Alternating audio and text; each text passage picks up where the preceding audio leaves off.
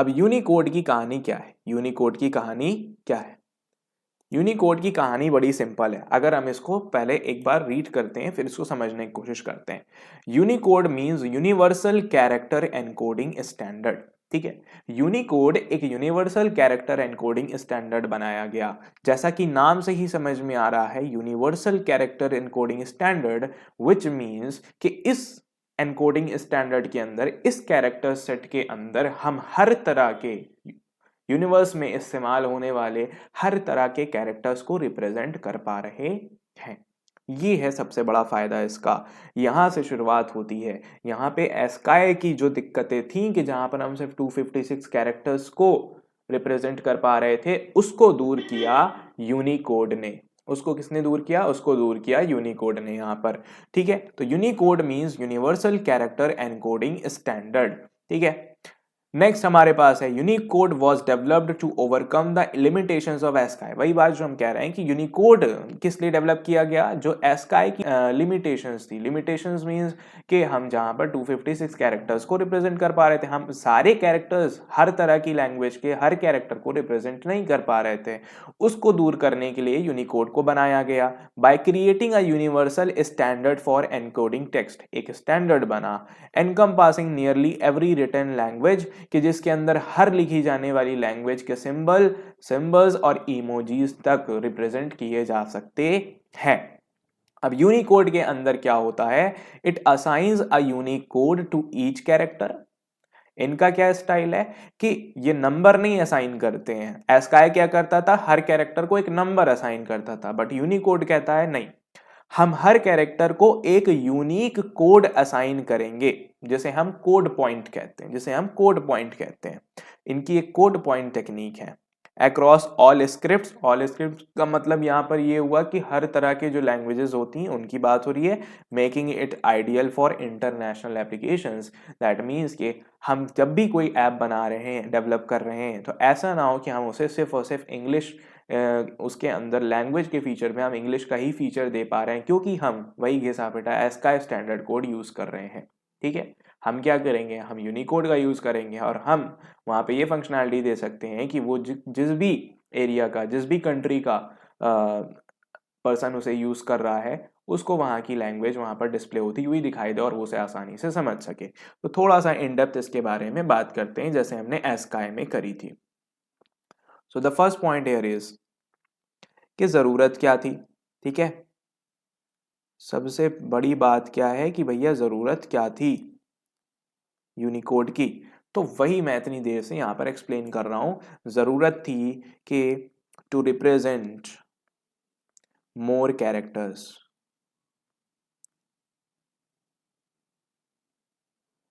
बहुत सारे और भी बहुत सारे कैरेक्टर्स थे जो रिप्रेजेंट नहीं हो पा रहे थे एस्काई के थ्रू, उन्हें रिप्रेजेंट करने के लिए जरूरत थी यूनिकोड की। ठीक है, तो नीड यहां पर हमको समझ में आ गई है। और ये कैरेक्टर्स जो होने वाले हैं, ये कैरेक्टर्स यहाँ पर फ्रॉम ऑल लैंग्वेजेस, जितनी भी लैंग्वेजेस आज के टाइम पर इस अर्थ पर बोली जाती हैं, हर तरह की लैंग्वेज यहाँ पर रिप्रेजेंट करी जा सकती है, ऑलमोस्ट जो स्टैंडर्ड लैंग्वेजेस हैं। ठीक है, ये बात यहाँ पर समझ में आ गई है। दूसरी चीज आती है हाउ। दूसरी चीज जो आती है वो आती है हाउ। हाउ मीन्स के कैसे यूनिकोड किसी कैरेक्टर को कोड असाइन करता है। तो इनकी जो टेक्निक है उसको समझने की कोशिश करते हैं। सो इट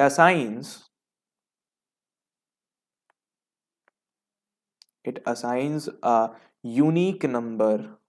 ठीक है, ये एक यूनिक नंबर असाइन करता है हर एक कैरेक्टर को। और इस यूनिक नंबर को हम यहाँ पर, इस यूनिक नंबर को हम यहाँ पर बुलाते हैं कोड पॉइंट। क्या बुलाते हैं यूनिकोड के अंदर? ये जो यूनिक नंबर होता है इसे हम बुलाते हैं कोड पॉइंट। ठीक है, इसे हम क्या बुलाते हैं? कोड पॉइंट बुलाते हैं। Code point to each character.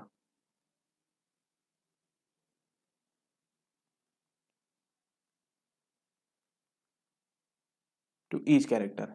कैसे करता है यूनिकोड? हर कैरेक्टर को एक यूनिक नंबर, जैसे कि हम कोड पॉइंट कहते हैं यूनिकोड में, वो क्या करता है, हर कैरेक्टर को एक कोड पॉइंट असाइन कर देता है।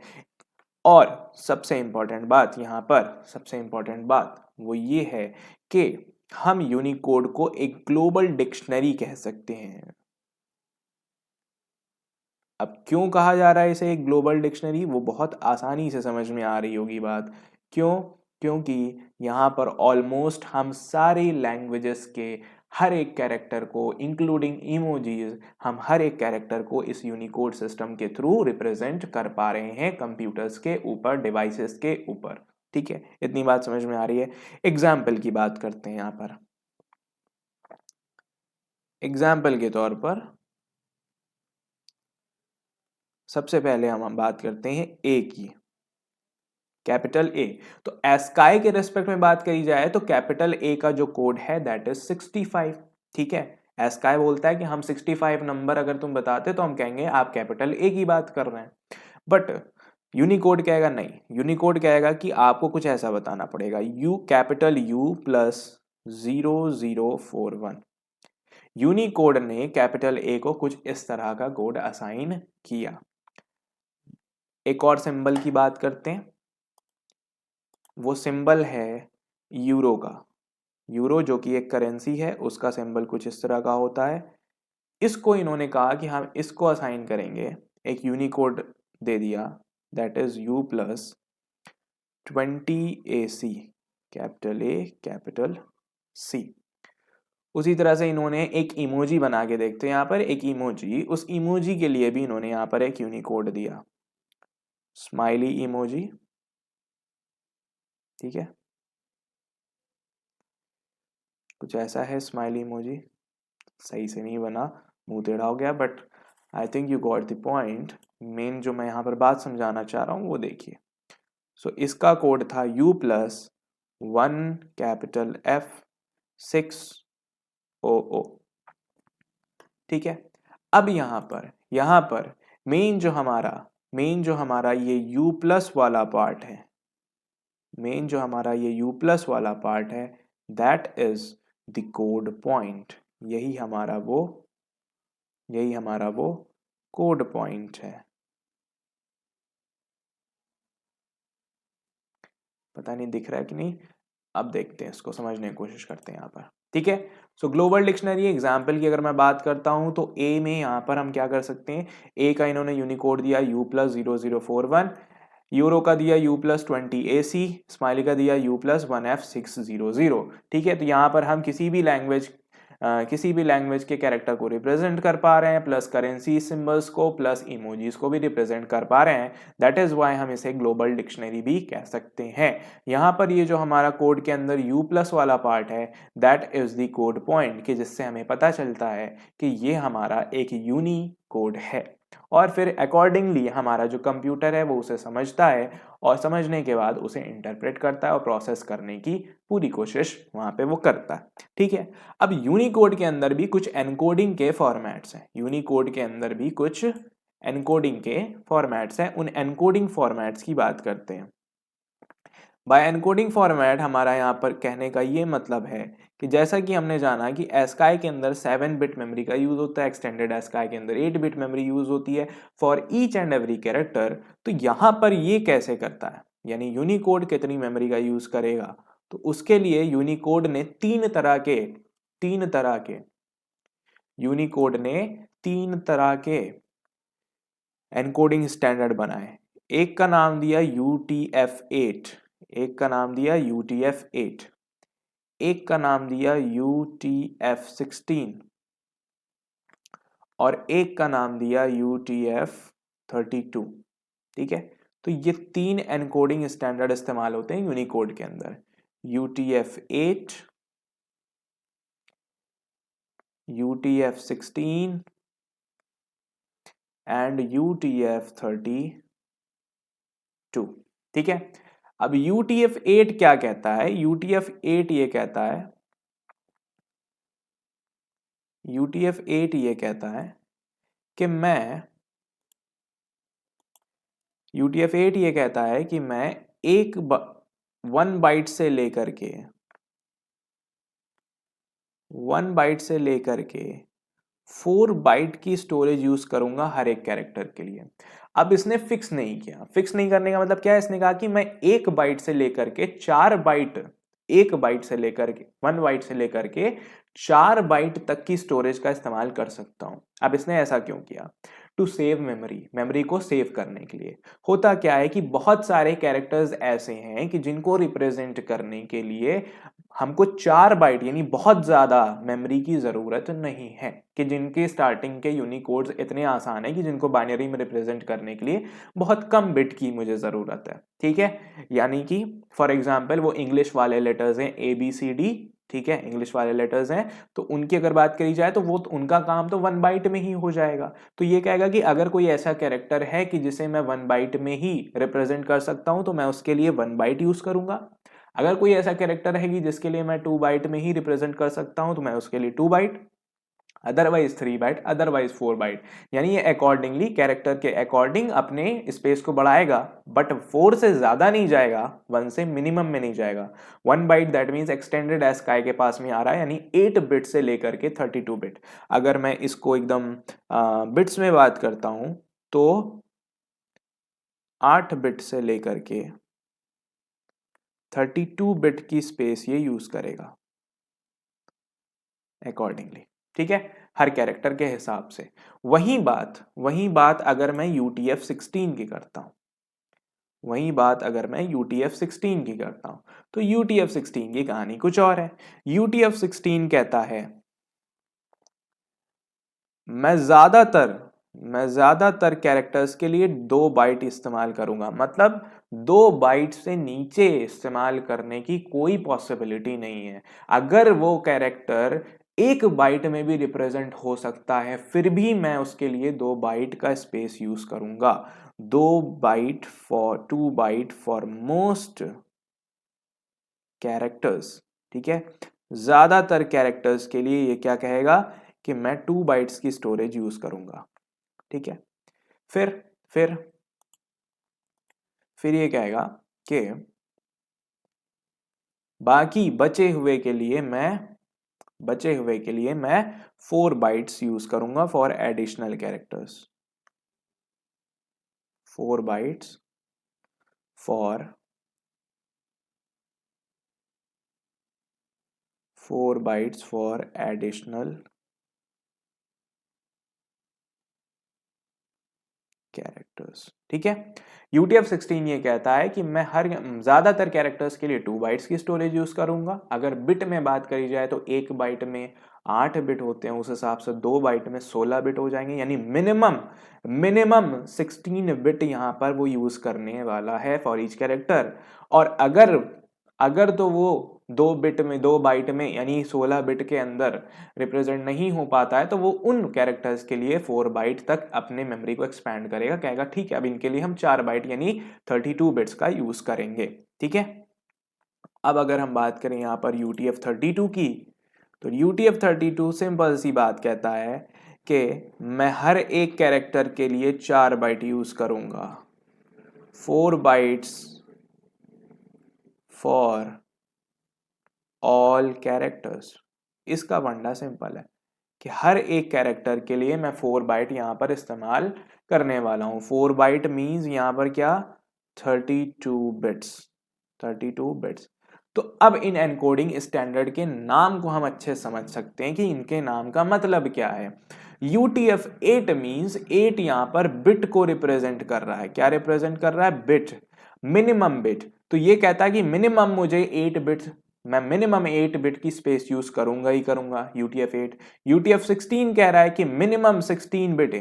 भाई बोला ना कि ज्यादातर कैरेक्टर्स के लिए 2 बाइट यूज करेंगे, 2 बाइट यानी 16 बिट, तो मिनिमम 16 बिट यूज करना ही करना है। तो ये कहेगा UTF-16। ठीक है, और UTF-32 मींस कि मिनिमम 32 बिट का ये यूज करेगा ही करेगा, चाहे जितना भी छोटा कैरेक्टर क्यों ना हो। दैट मीन्स कि वो कैरेक्टर जो 1 बाइट में भी रिप्रेजेंट किया जा सकता है ये उसके लिए भी 4 बाइट की मेमोरी का यूज करेगा, भले मेमोरी वेस्ट वहां पर हो। तो हम ये कह सकते हैं कि UTF-32 is not a good option ठीक है, क्यों? क्योंकि यहाँ पर मेमोरी हमारी ज़्यादा इस्तेमाल होगी, तो सबसे ज़्यादा बेटर ऑप्शन हमारे लिए UTF-8 यहाँ पर हो सकता है, और ठीक ठाक UTF-16 भी, बट UTF-32 एक अच्छा ऑप्शन नहीं है अगर हमारे पास मेमोरी का कोई कंस्ट्रेंट है कि मेरे पास मेमोरी कम है या इस तरह का कोई कंस्ट्रेंट है, तो हम UTF-32 प्रेफर नहीं करेंगे वहाँ पर। इतनी बात यहाँ पर हमें लगता है समझ में आ गई होगी।